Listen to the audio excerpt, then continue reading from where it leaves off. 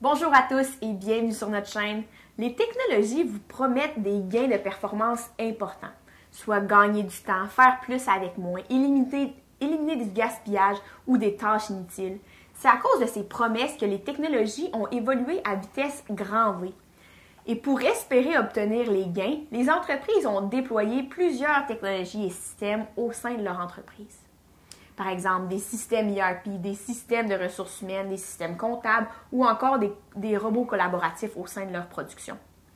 Dites-vous qu'il y a autant de technologies différentes que de systèmes différents que de méthodes d'intégration différentes. Au final, est-ce que les déploiements technologiques ont atteint les promesses espérées? Pourquoi il faut parler de l'intégration technologique? Qu'est-ce que ça va changer dans votre quotidien d'avoir adressé l'intégration technologique avant la mise en place d'une technologie? Eh bien, c'est le sujet qu'on vous parle aujourd'hui.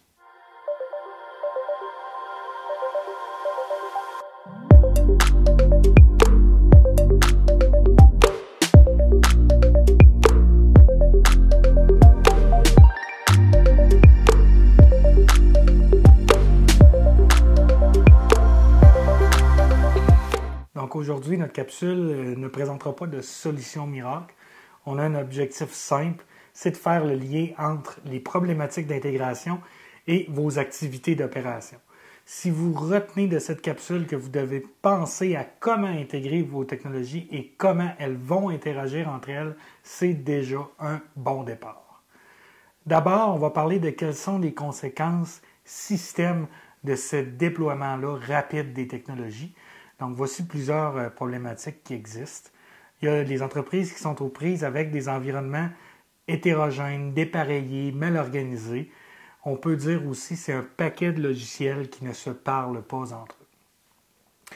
Il y a la présence souvent de systèmes qui ne sont pas mis à jour ou désuets.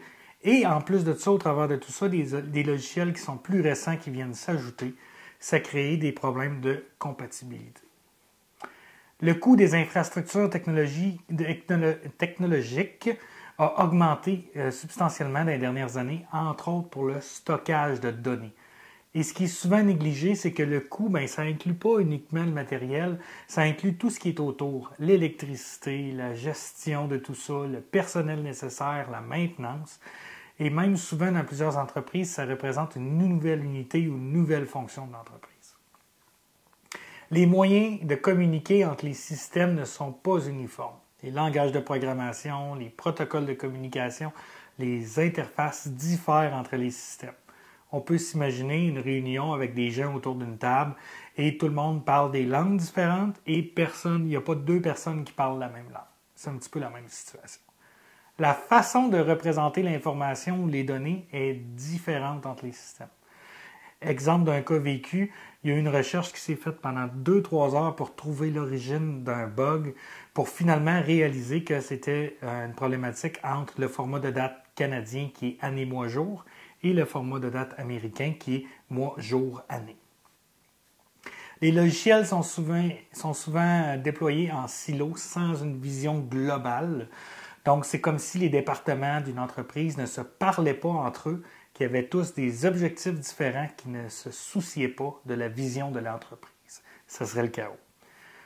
Il y a peu ou pas de standards qui sont utilisés. C'est comme si les prises de courant variaient de maison en maison au sein d'un même pays ou d'une même rue. Ce serait extrêmement difficile de trouver quelque chose de compatible. Les environnements ont peu ou pas de flexibilité et ils n'ont pas de portabilité non plus. Qu'est-ce que ça implique? Ça implique que d'ajouter, de remplacer ou de retirer un système, c'est l'équivalent de jouer à la tour de Jenga et sans la faire tomber. Ça, c'est l'aspect plus technique, c'est les conséquences technologiques. Mais maintenant, comment tout ça se manifeste sur le plancher?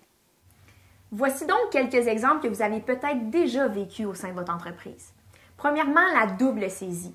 Demandez-vous seulement, est-ce que vous avez déjà pris la même information et l'enregistré dans deux logiciels différents? La réponse est sûrement oui.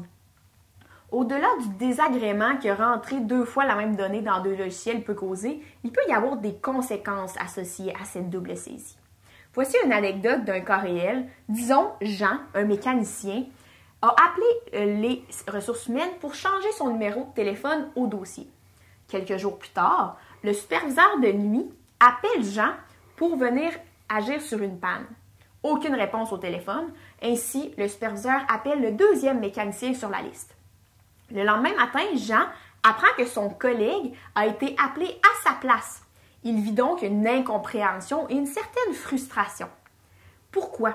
Comment est-ce que cette situation-là est arrivée? Mais c'est simple, le système des ressources humaines et celui de maintenance n'étaient pas connectés. Ainsi, le numéro de téléphone n'avait pas été changé aux deux endroits. Maintenant, l'entreprise est prise avec un employé qui se sent lésé et qui doit être dédommagé parce qu'il aurait dû être la personne appelée pour la panne. C'est un excellent exemple de double saisie qui a mené à une conséquence, soit une incohérence dans les données. La deuxième possibilité, un exemple, c'est la transition des systèmes. Souvent, on oublie de maintenir le logiciel à jour. On se dit, tant que ça marche, il n'y a pas de problème. C'est pas brisé, j'y touche pas. Mais tôt ou tard, il va y avoir une mise à jour nécessaire à faire, que ce soit pour un enjeu de sécurité, un nouveau module d'arrivée, un remplacement ou une nouvelle fonctionnalité que vous voulez intégrer. Et trop souvent, le système qui n'a pas été mis à jour a été délaissé et est désuet. C'est donc impossible de le remettre à jour. Vous êtes donc obligé de faire une transition complète et ça augmente énormément les risques associés à cette transition et les coûts associés à cette transition, en plus d'augmenter le nombre d'heures de non-valeur ajoutée associées. Un cas réel déjà vécu, c'est une entreprise qui avait un logiciel vieux de 15 ans, qui voulait se mettre à jour pour une nouvelle fonctionnalité. Eh bien, avant de réussir à faire la transition complète, elle a dû passer à un logiciel vieux de 5 ans pour ensuite faire la transition vers le nouveau logiciel actuel. Donc, ça a demandé à l'entreprise de faire 2 transitions et ça a ajouté tous les risques associés, en plus des investissements monétaires et du temps impliqué. On parlait ici, en plus dans ce cas, d'un fournisseur qui a des clients en transport et dont les données en temps réel étaient critiques pour ses opérations quotidiennes. Il y a aussi le cas où le processus devient au service de la technologie au lieu que la technologie soit au service du processus. La promesse des technologies, c'est d'augmenter les performances, soit en faisant plus avec les mêmes ressources ou soit en diminuant les pertes de temps. Sauf que bien souvent, la technologie devient une perte de temps pour alimenter les systèmes. Si les données sont saisies manuellement dans le logiciel par les employés et que ça prend plus de temps que c'était avec le papier, ce n'est pas bon signe. Ça ralentit le travail de l'employé. Fait que non seulement ça ralentit le travail, mais ça devient difficile pour l'employé d'accepter ça et de voir le bénéfice pour son travail. Ça fait partie de la culture du changement, de prendre les mesures pour considérer le contexte de l'employé et c'est une façon pour vous de mobiliser vos employés à adhérer au changement. D'ailleurs, si vous n'avez pas vu encore la capsule numéro 5 sur la culture du changement, on vous invite à aller la voir. Autre exemple, c'est, on va appeler ça les données toutes croches. Il y a beaucoup de marketing de nos jours autour de tout ce qui est intelligence d'affaires, l'ère du numérique, l'intelligence artificielle, la valorisation des données. On commence à reconnaître l'importance des données. Mais encore là, il faut qu'elles soient bonnes.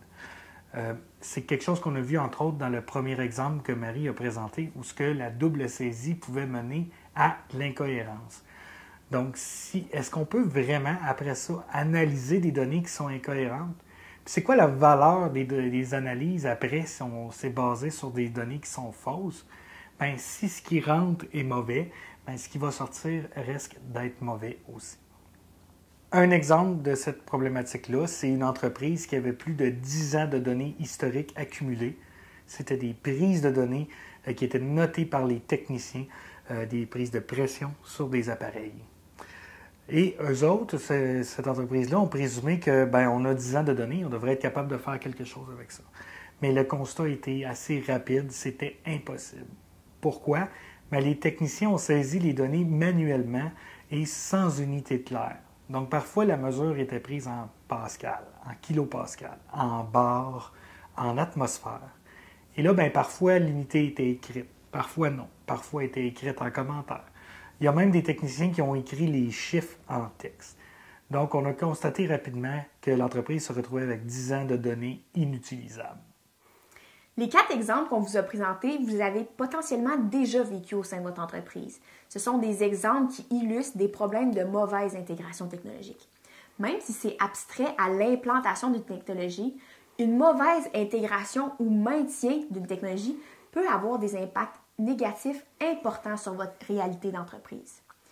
Si vous aussi vous avez d'autres exemples à nous présenter, n'hésitez pas à nous les partager. Mais là, la question est, la solution, c'est quoi? Bien sûr, il n'y a pas de remède miracle. Présentement, la recherche et l'industrie sont plus en période de constat de la situation. C'est comme si on entrait dans la chambre d'un adolescent bordélique, même si on décide de faire le ménage, s'il n'y a pas de changement dans la culture ou dans la façon de faire, le bordel va revenir très vite. Donc, un bon point de départ pourrait de faire un recensement de tous les systèmes que vous avez au sein de votre entreprise, ainsi que les données que chaque système vous donne. Ça va vous permettre d'identifier les informations communes entre les systèmes et d'avoir une vue d'ensemble sur ce qui pourrait être de la double saisie ou de la duplication de données. Il faut savoir que l'intégration technologique fait partie intégrante de la transformation numérique. Ainsi, les bases et les préalables qu'on vous a présentés lors de notre série Active ta transformation sont essentiels à considérer. C'est important aussi de garder à l'esprit que la mise en place des technologies doit former une cohérence dans votre entreprise. Ainsi, tout doit pouvoir fonctionner ensemble comme un tout. D'ailleurs, la définition d'intégration de système est très éloquente à ce sujet, qui est réunir un ensemble de systèmes d'information développés de façon indépendante, de sorte que le système intégré fonctionne ensemble comme un seul système. Aujourd'hui, on a pris le temps de vous exposer des problématiques liées à l'intégration technologique qui peuvent être fréquemment rencontrées en entreprise. On a fait ça pour vous sensibiliser à l'importance d'avoir un bon plan de match lors de l'intégration de vos prochaines technologies dans votre entreprise. C'est ce qui termine la capsule pour aujourd'hui. On vous dit à la prochaine et on vous invite à vous abonner pour ne rien manquer. Le prochain et dernier sujet de la série Active ta transformation, on va parler de l'industrie 4.0. À bientôt!